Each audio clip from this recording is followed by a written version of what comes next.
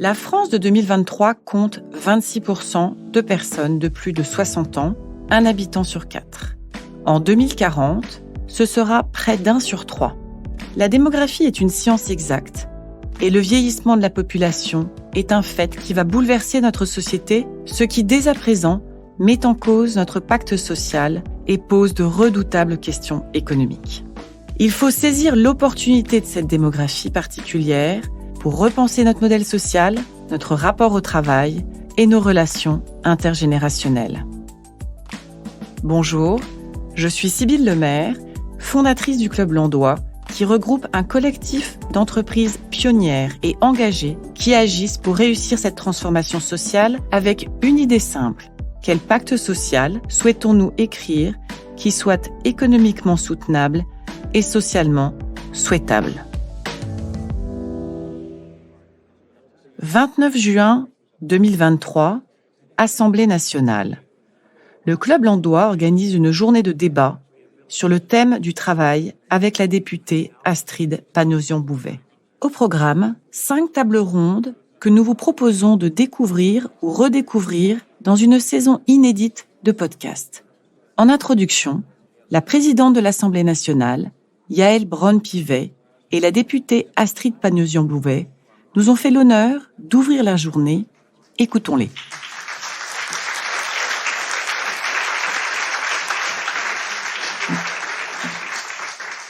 Bonjour à tous, mesdames et messieurs les députés, chère Astrid.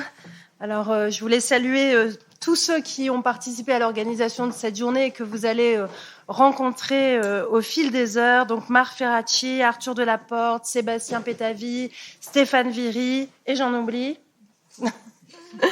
Ce qui est intéressant, c'est qu'on voit qu'ils sont nombreux et qu'ils montrent la diversité de notre Assemblée et le fait que nous arrivons à travailler tous ensemble. Mesdames et messieurs, le travail, entre autres avantages, a celui de raccourcir les journées et d'étendre la vie. Disait Diderot. Mais pensez-nous toujours comme les auteurs de l'encyclopédie. Ce n'est pas sûr. Car le monde du travail se transforme à grande allure aujourd'hui, bouleversé qu'il est par les crises sanitaires, écologiques, par la numérisation, par l'apparition de nouveaux acteurs, de nouvelles technologies et de nouveaux modes de vie. Nous vivons donc une période économique charnière qui transforme à son tour le monde du travail. Aussi, nos concitoyens aspirent-ils à un nouveau rapport au travail et expriment-ils de nouvelles revendications ?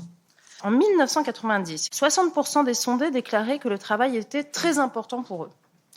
Ils ne sont plus que 24% en 2022. Ainsi, la place du travail dans la vie des Français a singulièrement reculé. Je remercie donc Astrid Panosyan d'avoir pris l'initiative d'organiser ce colloque sur un sujet crucial pour notre société. Quelles sont les causes, l'ampleur, les implications de ce nouveau rapport au travail et que doit faire le législateur ? Cette journée d'échange porte sur l'avenir du travail, mais elle n'oublie pas son présent. Et en effet, à côté de ces nouveaux défis, des sujets anciens connaissent une acuité particulière. Je pense aux enjeux de rémunération, de formation, de santé au travail, qu'elles soient physiques ou mentales. Ce sont là des revendications fondamentales sur lesquelles le droit du travail s'est construit et sur lesquelles nous devons continuer d'avancer. Sur la place des jeunes et des seniors dans l'entreprise, la possibilité de vivre dignement de son travail, la santé et la sécurité, l'aidance en entreprise ou la nouvelle donne de l'intelligence artificielle, les discussions prévues aujourd'hui autour des 5 tables rondes apporteront un éclairage précieux sur les défis auxquels nous faisons face aujourd'hui. Elles pourront servir de base aux négociations qu'il me semble nécessaire d'engager avec les partenaires sociaux sur l'ensemble de ces sujets. Les débats en cours dans l'hémicycle, en ce moment même, sur le partage de la valeur, montrent en effet que la démocratie sociale et la démocratie parlementaire peuvent avancer de pair. Nous avons là un exemple de ce qu'il faut faire sur bien d'autres sujets. Ce colloque qui nous réunit aujourd'hui est donc de première importance pour notre Assemblée, pour notre pays. Il s'inscrit, comme je le disais en introduction, dans une démarche transpartisane que je salue, car c'est en procédant ainsi que l'on avance vers des compromis pertinents. Avec Astrid Panosyan, Marc Ferracci, Arthur Delaporte, Sébastien Pétavy, Stéphane Viry, Je sais, il m'en voudra en plus. Je sais que vous bénéficierez dans vos échanges d'une expertise de haut niveau et de députés particulièrement engagés sur ces sujets. Donc je vous souhaite une très belle et épanouissante journée de travail. Je vous remercie.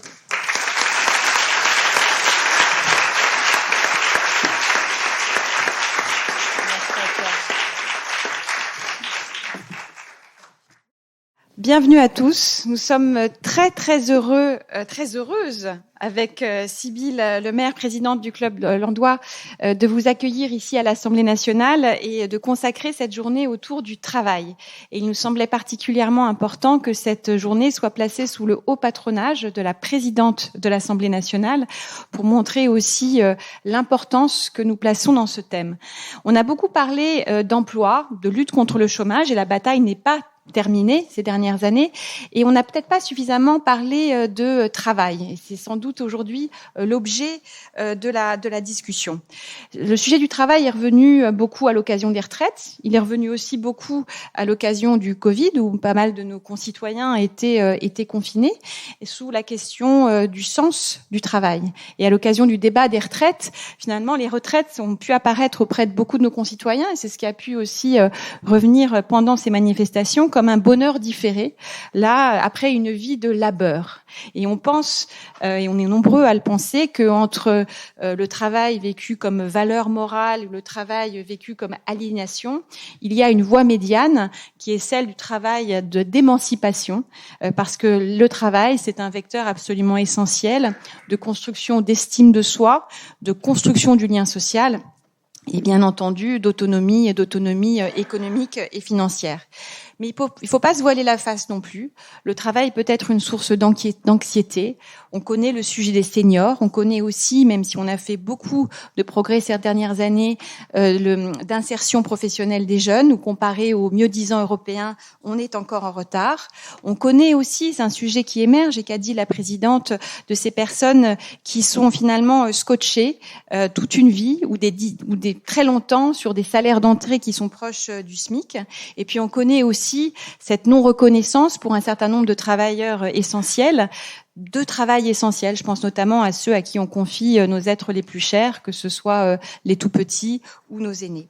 Et puis maintenant, on parle aussi de la menace que constitue l'intelligence artificielle à l'endroit des métiers dits intellectuels, comme aurait pu être la révolution industrielle pour les métiers mécanisés.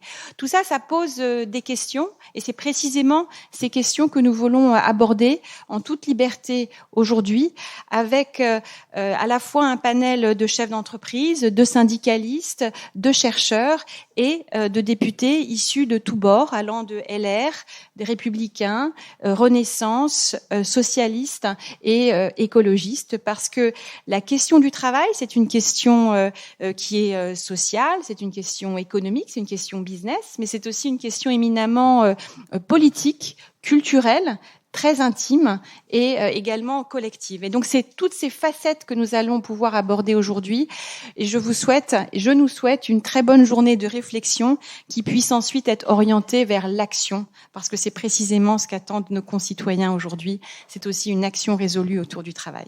Merci et bonne journée à tous.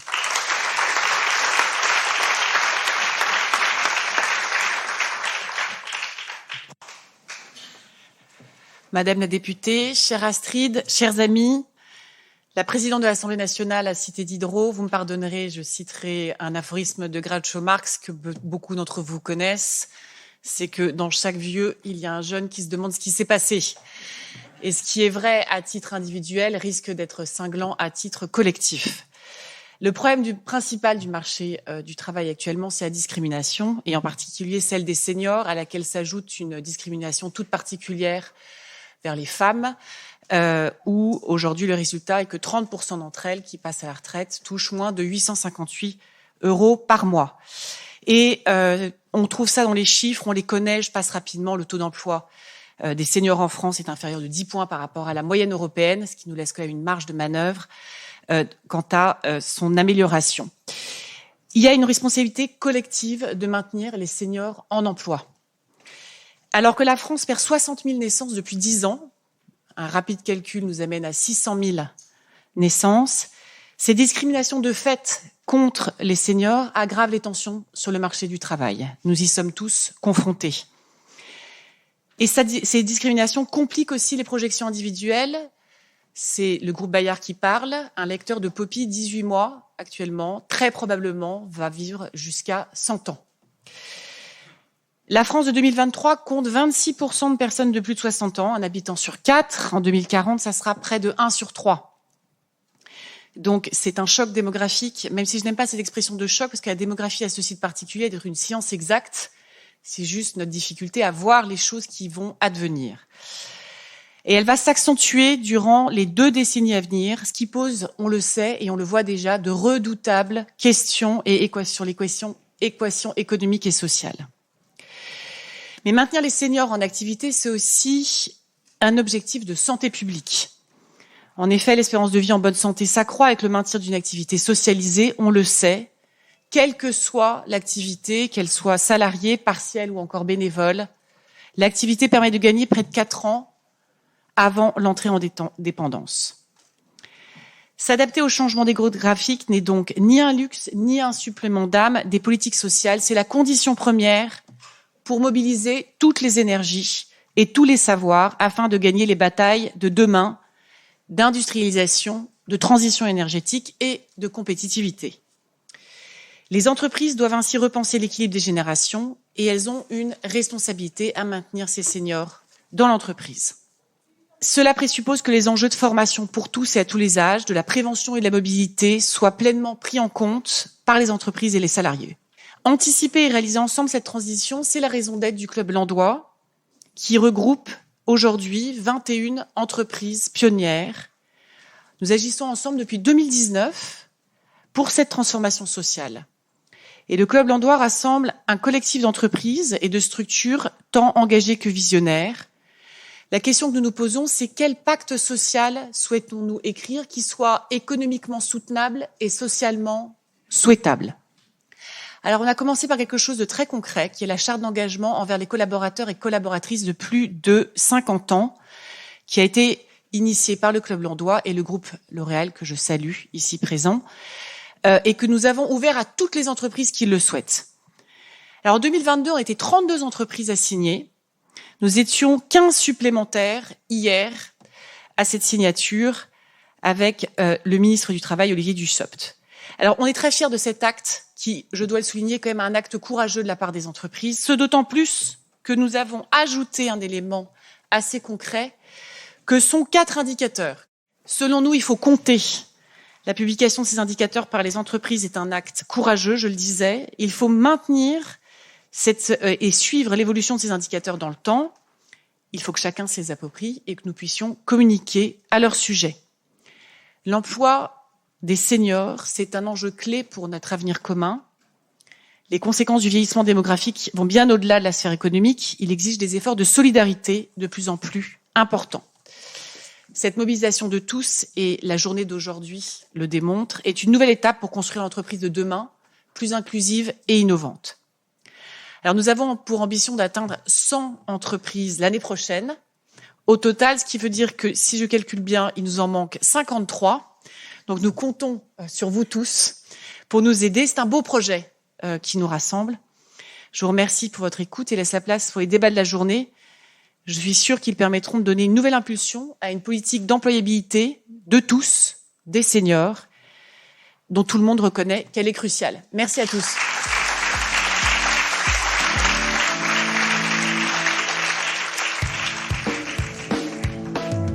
Merci d'avoir écouté cet épisode des Rencontres du Club Landois, un podcast du groupe Bayard.